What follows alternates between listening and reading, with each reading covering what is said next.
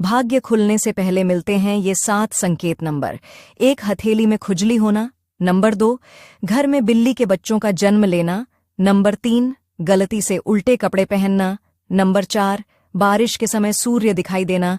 Number 5, सपने में सफेद सांप दिखाई देना। नंबर 6, घर की सीमा में मोर दिखाई देना। नंबर 7, आपके घर में चमगादड़ द्वारा घर बनाना। नंबर 8, झींगुर का शोर बार बार सुनाई देना। क्या आपको ये संकेत मिलते हैं?